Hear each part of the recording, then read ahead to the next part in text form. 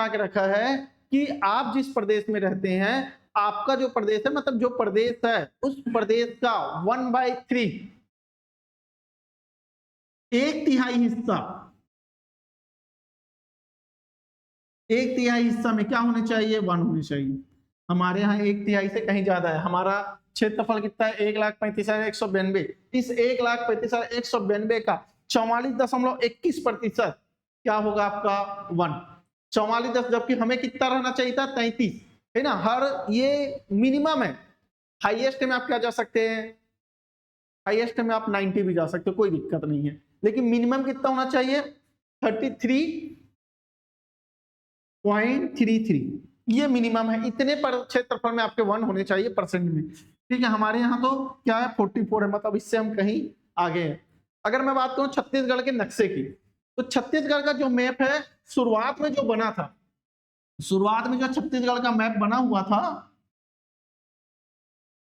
वो कैसा था? तो देखिए, यहां से अगर मैं इसको हटा दूं, इसको,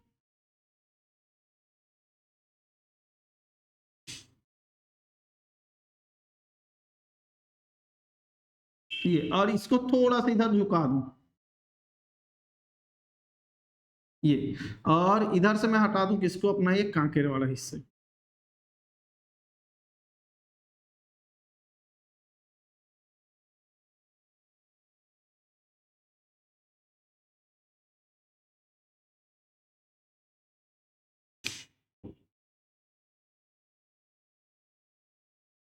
ये, इस हिस्से को हटा दूं, तो यहां से ये बनता है हमारा छत्तीसगढ़। ये हमारा छत्तीसगढ़ था। कब की बात बता रहा हूं मैं? ये ब्रिटिश काल की बात बता रहा हूं। इतना एरिया हमारा क्या था? छत्तीसगढ़ था पहले। बाद में जब मराठा काल आया, तो मराठाओं ने कोटपाट की संधि की। आगे हम पढ़ेंगे, जब इतिहास में पढ़ेंगे तो आगे। मराठाओं ने क्या की? कोटपाट की संधि की। किनके साथ में? बस्तर के निवासियों के साथ, या बस्तर के राजा के साथ। और ये बस्तर वाला क्षेत्र भी कहां जुड़ गया? हमारे छत्तीसगढ़ में जुड़ गया। ठीक है। देन 1905, जिस समय भारत सरकार में ब्रिटिश आए, पूरी तरह से ब्रिटिशों का हुकूमत हुआ, मराठा चले गए, अब ब्रिटिशों की हुकूमत है पूरी तरह से। ब्रिटिश आए, ब्रिटिश को लगा कि भारत क्या हो रहा है? एक हो रहा है। तो उन्होंने 1905 में, कब की बात है? 1905 की, 1905 में बंगाल विभाजन किया। आगे पढ़ेंगे हम। 1905 में क्या किया इन्होंने? बंगाल विभाजन किया। और इस बंगाल विभाजन के दौरान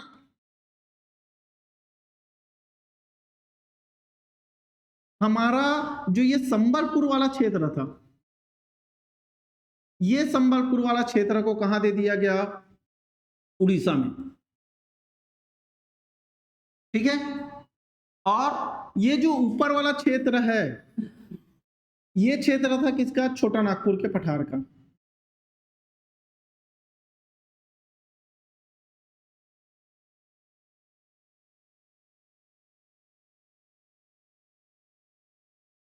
ऊपर वाला जो झारखंड वाला हिस्सा है, उसको छोटा नागपुर बोलते हैं, और महाराष्ट्र वाला हिस्सा है, उसको नागपुर बोलते थे। ठीक है, अभी भी बोलते हैं छोटा नागपुर। छोटा नागपुर का जो पठार है, वो पूरी तरह से खनिजों से भरा हुआ है।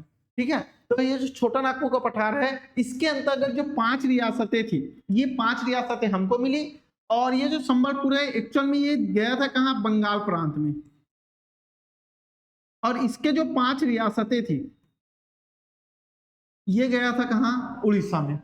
तो 5 रियासतें कहां डाल दी गई? उड़ीसा में डाल दी गई। और हमें छोटा नागपुर का 5 रियासतें कहां जोड़ दी गई? छत्तीसगढ़ में। इसी समय हमारे,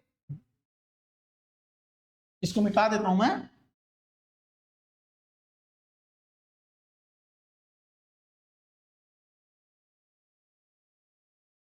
इसी समय हमारे कौन? सुंदरलाल शर्मा। सुंदरलाल शर्मा ने पहली बार अपनी पांडुलिपि में, मोस्ट इंपॉर्टेंट लाइन है, अच्छे से याद रखना, सुंदरलाल शर्मा, सुंदरलाल शर्मा ने पहली बार पांडुलिपि में, अभी आप जो मैप देख रहे हैं, इसकी संरचना की थी सबसे पहली बार। ये भी घटना कब की है? 1905 की, जब नया जुड़ा। तो पहली बार छत्तीसगढ़ का पांडुलिपि में नक्शा किसने बनाया था? तो कौन थे? सुंदरलाल शर्मा, जो वर्तमान में अभी छत्तीसगढ़ है, यही नक्शा उन्होंने बनाया हुआ था। अभी आते हैं हम कहा छत्तीसगढ़ के इस मानचित्र में, अगर इस मैप की बात करें, ये जो नक्शा पहली बार किसे बनाया था? सुंदरलाल शर्मा ने बनाया था। अभी देखते हैं हमारा जो छत्तीसगढ़ है, इसका उत्तरी अक्षांश दिशा तक कहां पास स्थित है? छत्तीसगढ़ जो है वो एक्चुअल में स्थित कहां पास है? तो देखिए, ये मैं बना दिया आपका क्या ग्लोब।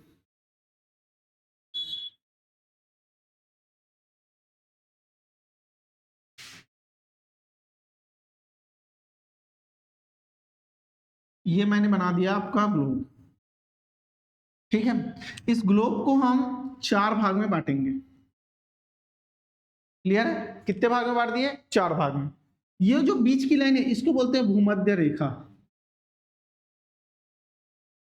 शायद सभी को पता होगा, ठीक। और ये जो है 0 डिग्री कहलाता है, ठीक है। अब देखिए यहां पे अगर मैं लाइन खींचूं, 1 2 3 4 ऐसे ही खींचेंगे, 1 2 3 4। और इधर अगर मैं लाइन खींचूं, ये होगा -1 -2 -3।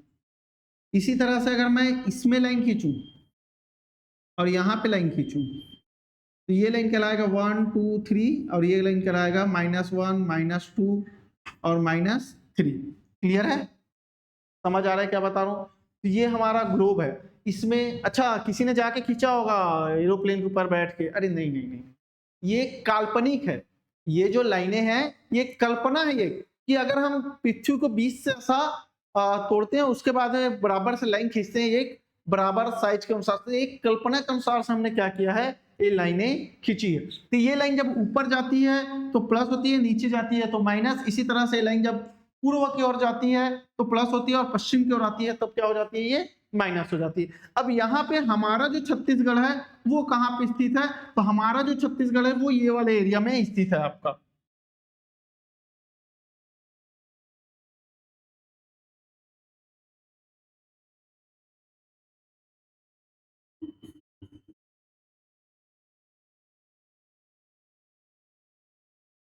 ये पूरा हिस्सा क्या कहलाता है आपका? ये पूरा हिस्सा कहलाता है उत्तर पूर्व। अब देखिए, ये वाला हिस्सा हो गया आपका उत्तर, ये दक्षिण, ये पूरब, और ये पश्चिम। तो वो वाला जो कॉर्नर है वो क्या कहलाएगा? उत्तर पूर्व। इसीलिए इसी उत्तर पूर्व में क्या स्थित है आपका? इसी उत्तर पूर्व में स्थित है आपका भारत।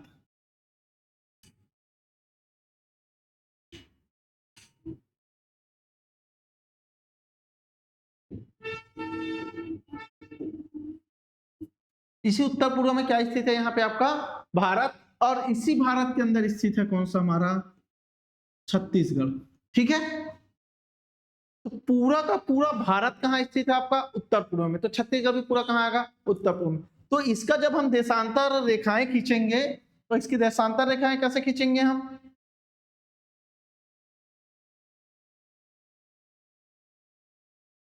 यहां से, यहां से, ये यहां से, और लास्ट कौन सा है? ये यहां से, ठीक है। तो ये हो गया हमारा पूर्व, ये हो गया हमारा पश्चिम, ये हो गया हमारा उत्तर, और ये रहा आपका दक्षिण। Is that clear? ये उत्तर, दक्षिण, और ये पूरब, पश्चिम। तो छत्तीसगढ़ उत्तर में क्या होगा? बड़ा होगा नंबर? नहीं। देखिए यहाँ पे आप देखेंगे तो ये 0 है, तो 0 से जब बढ़ते जाएंगे तो पहले क्या आएगा? कम आएगा, उसके बाद क्या आएगा? ज्यादा आएगा। तो नीचे साइड क्या आएगा? कम आएगा, ऊपर साइड क्या आएगा? ज्यादा आएगा। तो देखिए यहाँ पे अक्षांश कितना है? 1746। तो यही वाला है 1746, सॉरी फिर गलती हो गई। ये देखो 17, ये 1746 नहीं होगा, अभी मैंने जो बताया वो, ये क्या होगा आपका? 24 डिग्री 5 मिनट। और ये जो नीचे वाला है ये होगा आपका 17 डिग्री 46। कैसे? तो नीचे से जाएंगे तो पहले 17 आएगा ना जी, उसके बाद में 26 आएगा, 24 आएगा। पहले 17 आएगा फिर 24 आएगा ना। तो ये देखो, ये पहले क्या आया? 17, फिर 18, 19, 20, 21, 22, 23, और ये 24। तो ऊपर में क्या आएगा आपका? 24। तो 1746 उत्तरी अक्षांश,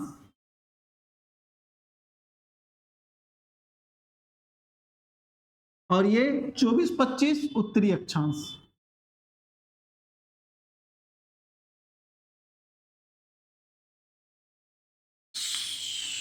1746 उत्तरी अक्षांश से 24 डिग्री 5 मिनट उत्तरी अक्षांश। दोनों क्या है? उत्तरी अक्षांश। अब उत्तरी अक्षांश क्यों? क्योंकि ये उत्तर में है, इसलिए उत्तरी। ये नीचे वाले में रहते, अगर हम यहाँ रहते तो इसको हम दक्षिणी बोलते हैं, दोनों दक्षिण में आता। और मान के चलो हम कहाँ रहते, ये यहाँ पे ऐसा रहते, तो नीचे वाला उत्तर और ऊपर वाला क्या होता, नीचे वाला दक्षिण और ऊपर वाला क्या होता, उत्तर। लेकिन हम ऊपर में ही है तो ऊपर वाला हमारा क्या कहलाएगा, ऊपर वाला क्या कहलाएगा, दोनों उत्तर ही कहलाएगा। तो ये क्या हो गया आपका उत्तर। तो ऊपर यहाँ भी उत्तर और ये भी उत्तर, ऐसा नहीं कि ये उत्तर है ये दक्षिण होगा, नहीं नहीं, वो हमने बताया। ये क्या है, उत्तरी अक्षांश से भी, ये भी उत्तरी अक्षांश। सेम एज इट इज यह भी होगा, सेम एज इट इज कौन सा होगा, यह वाला भी होगा। ये होगा आपका, देखिए ये होगा आपका 80-15 लिखा हुआ है, 80 डिग्री 15 मिनट, और ये होगा 84 डिग्री 25 मिनट। ठीक, दोनों का दोनों क्या होगा, पूर्वी देशांतर।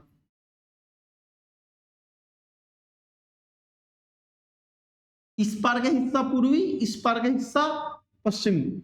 ये भी क्या है आपका पूर्वी देशांतर। क्लियर?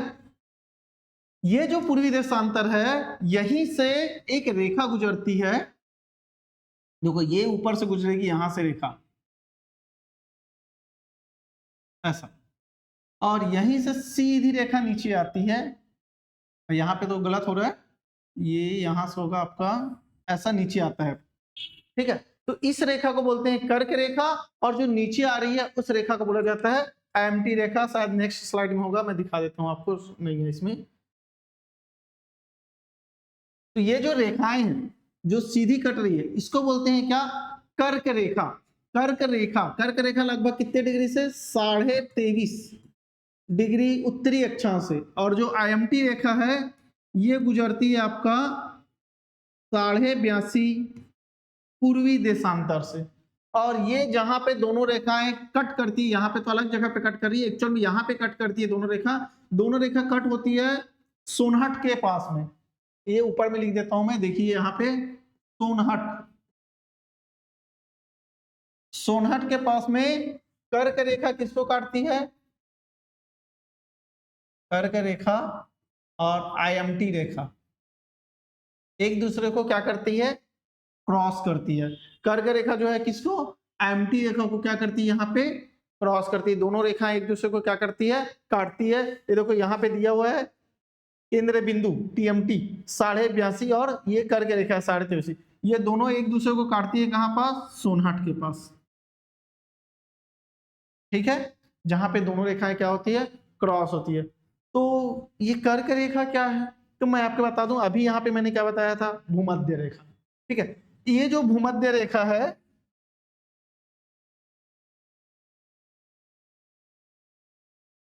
इसके जस्ट ऊपर ये जो गुजरती है इसको बोलते हैं कर्क रेखा, और इसके नीचे जो गुजरती है इसको बोलते हैं मकर रेखा। इसके जो ऊपर आएगी इसको बोलते हैं आर्कटिक रेखा, और इसके जो नीचे आएगी इसको बोलते हैं अंटार्कटिक रेखा। ऐसे रेखाओं में हम कल्पना के अनुसार से इसको क्या करें, बांट के रखें। हमारा जो सूर्य होता है वो मुख्य रूप से, हमारा जो सूर्य है वह मुख्य रूप से जो है वो इसी कर्क रेखा और मकर रेखा के अंतर्गत क्या रहता है, घूमते रहता है। तो हमारा जो सूर्य है, कभी बोलते हैं ना गर्मी आई ठंडी आई, ऐसा आता है ना, तो गर्मी ठंडी इसी की वजह से आता है। जब सूर्य जो रहता है क्या रहता है, दक्षिणायन रहता है, और जब सूर्य उत्तरायण रहता है। अभी सूर्य क्या हो गया है, जब मकर संक्रांति आई, अभी हाल ही में 14 जनवरी को मकर संक्रांति मनाए होंगे आपने, तो जब मकर संक्रांति आई तो सूर्य उत्तरायण हो गया। पीली लड्डू खाए थे ना, हाँ, उसी दिन सूर्य क्या हुआ, उत्तरायण हुआ। उस दिन से धीरे धीरे गर्मी बढ़ना क्या होता है, चालू होता है, क्योंकि सूर्य इधर जाने लग गया। देन जब सूर्य फिर से क्या होगा, दक्षिणायन होगा, तब धीरे धीरे क्या पड़ने लग जाएगी, यहाँ पे ठंडी पड़ने लगती है। तो इसी के आधार पर क्या है, मानसून आता है यहाँ छत्तीसगढ़ में।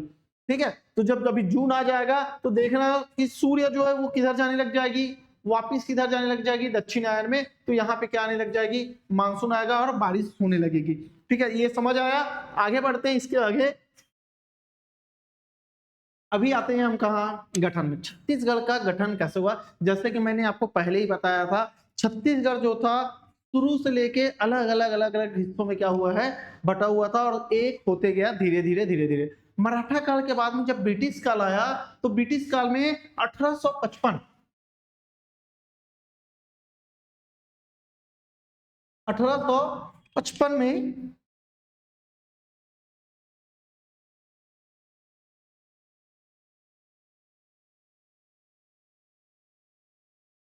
1855 में छत्तीसगढ़ के जो अंतिम जिलेदार थे, मराठा जिलेदार गोपाल राव, उन्होंने यहाँ के डिप्टी कमिश्नर को क्या कर दिया, सारी सत्ता सौंप दी। सारी सत्ता मिलने के बाद सबसे पहले हमारा जो छत्तीसगढ़ है इसको एक जिला बनाया गया था। इस समय पे सबसे पहले क्या बनाया गया था, ये जिला बनाया गया था और इस जिला के अंतर्गत हमें 3 तहसील बनाए थे। एक था रायपुर, एक रतनपुर और एक था आपका धमतरी। तो ऐसे हमने 3 तहसील यहाँ पे क्या है बनाए थे।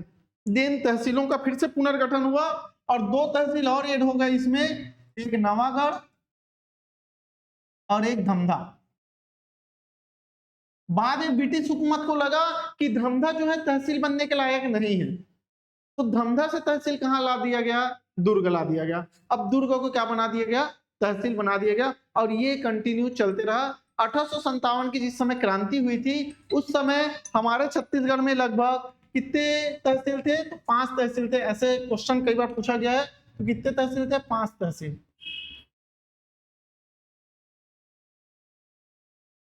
तो छत्तीसगढ़ जिला के अंतर्गत जिला थे उस समय, और छत्तीसगढ़ जिला के अंतर्गत ये देखो इस समय क्या था, हमारा छत्तीसगढ़ जिला था, ठीक है। और जिला के अंतर्गत ये क्या बने हैं, आपके 5 तहसील बने हैं, रायपुर, रतनपुर, धमतरी, नवागढ़, धमधा। धमधा को बाद में हटा दिया गया और धमधा की जगह पे क्या ला दिया गया था, दुर्ग ला दिया गया था। ये अपना चुपचाप चल रहा है हमारा काम। अब आता है कुछ समय बाद विकास का। तो कुछ समय बाद विकास हुआ, विकास लड़का नहीं है ना, विकास मतलब डेवलपमेंट, ठीक है। तो कुछ समय बाद डेवलपमेंट हुआ और नागपुर के आसपास के क्षेत्र को, नागपुर और उसके आसपास के क्षेत्रों को मिलाकर क्या बनाया गया, मध्य प्रांत बनाया गया। तो नागपुर के आसपास का क्षेत्र कौन सा होगा, तो नागपुर के आसपास का क्षेत्र हो गया हमारा पूरा छत्तीसगढ़, मध्य प्रदेश वाला हिस्सा और महाराष्ट्र का कुछ हिस्सा, इनको मिलाकर बनाया गया था क्या, मध्य प्रांत। इनको मिलाकर क्या बनाया गया, मध्य प्रांत। और इसी मध्य प्रांत के अंतर्गत हमारे छत्तीसगढ़ को बनाया गया था एक संभाग, ठीक है। कब की बात है ये, 1862 की। और जब संभाग बना हमारा छत्तीसगढ़, तो संभाग बनते ही हमने जो तहसील थे उनको क्या किया, विकास किया और तहसील से क्या बना दिया उसको, जिले। तो पहला जिला बना रायपुर, दूसरा बिलासपुर और तीसरा बना आपका संबलपुर।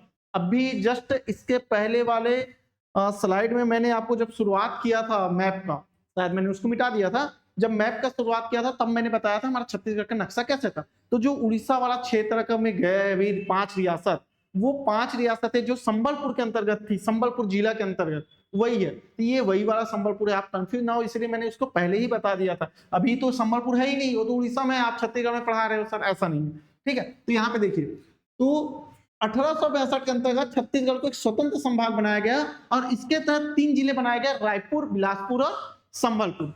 बाद में 1905 जब आया, इस समय जब बंगाल का विभाजन हुआ, भाषा के आधार पर भारत का क्या किया गया था, विभाजन किया गया था। तो ये जो भाषा का विभाजन हुआ, इसके अंतर्गत जो 5 रियासतें, मैं पहले ही ये सब बता चुका हूं आपको, जो ये 5 रियासतें हैं ये कहां से मिला हमको, छोटा नागपुर के पठार से। और ये जो संबलपुर वाला पूरा क्षेत्र है, पूरा जिला था, ये पूरा जिला कहां चला गया, बंगाल प्रांत में। और इस संबलपुर के अंतर्गत भी कितने थे, 5 रियासत थे। और ये 5 रियासत कहां चले गए, वर्तमान उड़ीसा में। तो संबलपुर अब हमसे क्या हो गया, अलग हो गया। अब हमको क्या चाहिए, एक और जिला चाहिए, क्योंकि अभी हमारे पास जिले कितने बच गए, सिर्फ 2 ही जिले बच गए, कि रायपुर और एक बिलासपुर। इसी कारण इसके जस्ट बाद 1906 में दुर्ग को नया जिला बनाया गया। तो अब हमारे पास 1906 में कितने जिले हो गए?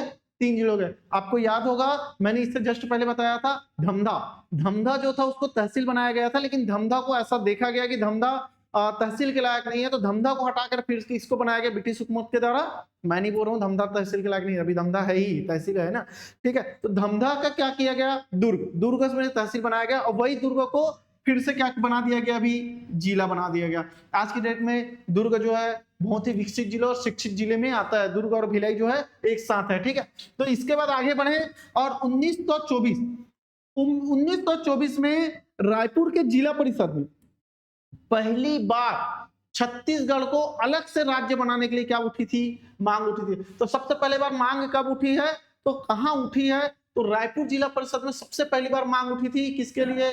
छत्तीसगढ़ को एक पृथक और अलग से राज्य बनाने के लिए। देन 1939 आपको याद होगा सुभाष चंद्र बोस। सुभाष चंद्र बोस जिस समय कांग्रेस के अध्यक्ष बने थे, उसी समय सुभाष चंद्र बोस के समय पे जब कांग्रेस का बैठक हुआ, कांग्रेस जो है प्रति वर्ष दिसंबर माह के आसपास में, नवंबर दिसंबर के आसपास में प्रति वर्ष क्या लेता था? एक महाधिवेशन करता था, बैठक होती थी उनकी। उसमें साल भर के लिए क्या लिया जाता था? निर्णय। और उस साल के लिए क्या लिया जाता था? एक अध्यक्ष चुना जाता था। इस समय अध्यक्ष चुना गया था किसको? हमारे सुभाष चंद्र बोस जी को। इसी समय किसने? पंडित सुंदरलाल शर्मा ने।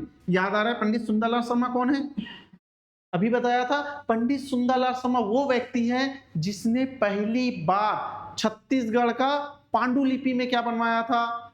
मानचित्र बनाया था। यही पंडित सुंदरलाल शर्मा ने पहली बार पृथक राज्य की मांग रखी कांग्रेस के अधिवेशन में। कांग्रेस की जो अधिवेशन हुआ था, महासभा होता है, उसमें पहली बार क्या रखी इन्होंने? मांग रखी पंडित सुंदरलाल शर्मा ने कि हमें छत्तीसगढ़ एक अलग से राज्य चाहिए। देखिए मांग कब से चल रही है? 1924 से, और छत्तीसगढ़ बन कब रहा है? 2000 में। कितना लंबा समय से हम मांग कर रहे थे किसका? अलग से छत्तीसगढ़ बनाने का। तो त्रिपुरी अधिवेशन हुआ 1939 में, इसे पंडित सुंदरलाल शर्मा ने मांग रखी। 1926 में मध्य प्रदेश का फिर से क्या किया गया? गठन किया गया। सॉरी 1956 में मध्य प्रदेश का क्या किया गया? गठन किया गया। मध्य प्रदेश का गठन ये जो मध्य प्रांत है इससे अलग से किया गया, ठीक है। ये जो मध्य प्रदेश और एमपी वाला जो हिस्सा है, वो पूरा एमपी वाला हिस्सा, महाराष्ट्र वाला हिस्सा अलग हो गया, और जो हमारा छत्तीसगढ़ वाला हिस्सा था इसको किसमें शामिल कर दिया? एमपी में। तो मध्य प्रदेश का गठन किया गया, इसमें भी छत्तीसगढ़ को किसमें शामिल किया गया? मध्य प्रदेश में शामिल कर दिया गया। मध्य प्रदेश में इसको मिला दिया गया था। अलग से अभी भी हमको एक राज्य नहीं मिला। हमने फिर कोशिश किया, और ये कोशिश रंग लाई कब? हमारी 2000 में। ये कोशिश कब लग रही? 2000 में मध्य प्रदेश पुनर्गठन अधिनियम आया 2000 में। इससे पहले 1999 में एक बार और हो चुका था, बट उस समय अटल जी की सरकार थी, और अटल जी के सरकार के समय में उनकी सरकार गिर गई थी, इसीलिए वो जो प्रोसेस था वो पूरी तरह से क्या हो गया? रुक गया। और ये प्रोसेस फिर से शुरू हुआ कब? 2000 में। और 2000 में मध्य प्रदेश पुनर्गठन अधिनियम 2000 के अंतर्गत हमें छत्तीसगढ़ मिला। 9 अगस्त को राज्यसभा में और 25 अगस्त को राष्ट्रपति के आर नारायण, ठीक है, के आर लिखा है यहाँ पे, नारायण है ये, के आर नारायण के द्वारा क्या किया गया? सिग्नेचर किया गया। और इस तरह से 9वीं पंचवर्षीय योजना के अंतर्गत हमें क्या मिला था? हमारा छत्तीसगढ़ मिला था। एक बार पूरा क्लास एक बार फिर से रिमाइंड कर लेते हैं। अच्छा, यहाँ का राजकीय प्रतीक चिन्ह देख लेते हैं। छत्तीसगढ़ का जो प्रतीक चिन्ह है, तो छत्तीसगढ़ का नक्शा कैसे दिखता है? तो छत्तीसगढ़ का जो मैप है ये कैसा है? ये है समुद्री घोड़े के जैसा। आपने दरियाई घोड़ा सुना होगा, एक होता है समुद्री घोड़ा, मछली है ये एक प्रकार से। जो समुद्री घोड़ा जैसे दिखता है, सेम एज इट इज हमारा क्या दिखता है? छत्तीसगढ़ भी दिखता है। छत्तीसगढ़ का प्रतीक चिन्ह की बात करें, छत्तीसगढ़ का राजकीय पशु है कौन? वन भैंसा। भैंसा आपके मोहल्ले वाला भैंसा नहीं, वन भैंसा जंगल का भैंसा। ये आपके मोहल्ले के भैंसे से 4 गुना ज्यादा शक्तिशाली रहता है। ये जो वन भैंसा है, इसी के सींग को क्या करते हैं? आदिवासी लोग लगाते हैं और क्या करते हैं? गौर नृत्य करते हैं। पक्षी की बात करें तो पहाड़ी मैना है। इनके ये जो नीचे में नाम दिए हैं इसको आप देख लेंगे, ये इनके वैज्ञानिक नाम है।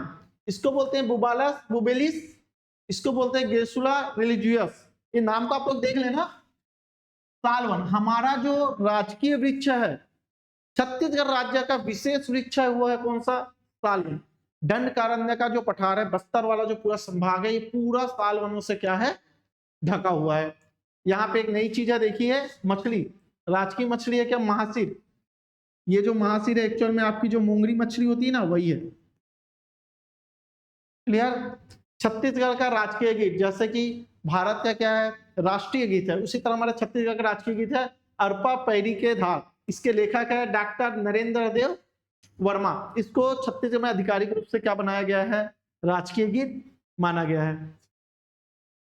ये एक बार पूरा आप देख लेंगे। आज हमने क्या पढ़ा, हमने पढ़ा पहले नामकरण, छत्तीसगढ़ का नामकरण पढ़ा कि छत्तीसगढ़ का नामकरण कैसे पढ़ा, कैसे दक्षिण कोसल और कैसे छत्तीसगढ़ था, छत्तीसगढ़ का कारण क्या था। तो छत्तीसगढ़ उत्तर में 18 और दक्षिण में 18 गढ़ किसके, शिवनाथ नदी के, जिसका इसको छत्तीसगढ़ कहा गया। क्षेत्रफल की बताया हमने, तो क्षेत्रफल कितना है इसका, यहाँ का 1,35,192 और जनसंख्या की बात करूं तो 2,55,45,198 यहाँ की क्या है, जनसंख्या है। इसके बाद मैंने आपको बताया सीमावर्ती जिले। अच्छा, मैंने सीमावर्ती जिलों को शायद डिस्क्राइब नहीं किया था।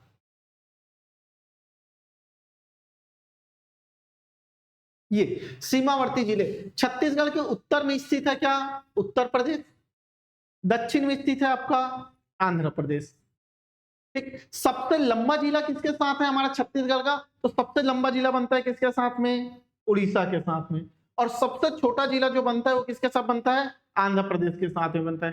सबसे बड़ा राज्य हमारे छत्तीसगढ़ के से लगा हुआ सबसे बड़ा राज्य कौन सा है, तो सबसे बड़ा राज्य है कौन सा, हमारा मध्य प्रदेश। और सबसे छोटा राज्य है कौन सा, झारखंड। जो झारखंड कहाँ स्थित है, उत्तर पूर्व में स्थित है। एक मध्य प्रदेश और महाराष्ट्र, ये दोनों राज्य कहाँ स्थित है, हमारे पश्चिम की ओर है। ठीक है, और नीचे की ओर देखें कौन सा ऐसा राज्य, क्वेश्चन आता है कौन सा ऐसा राज्य जो 3 राज्यों से घिरा है, तो देखेंगे आप सुकमा है। सुकमा इधर तेलंगाना को भी छुएगा, आंध्र प्रदेश को भी छुएगा, उड़ीसा को भी छुएगा। Same as it is Balrampur है, बलरामपुर यहाँ पे उत्तर प्रदेश को भी छूता है, इधर से मध्य प्रदेश को भी छूता है, और इधर से किसको छुएगा, वो झारखंड को। तो 2 राज्य, 2 जिले ऐसे हैं जो लगभग 3-3 राज्यों को छूते हैं। एक है आपका ऊपर में बलरामपुर और एक है आपका नीचे में सुकमा। ठीक है, तो ये छूट गया था, इसको नोट डाउन कर लेंगे आप लोग।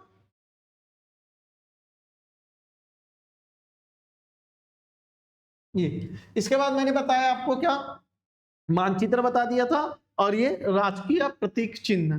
ठीक है, आज के लिए इतना ही, बाकी का देखते हैं कब, कल। ओके,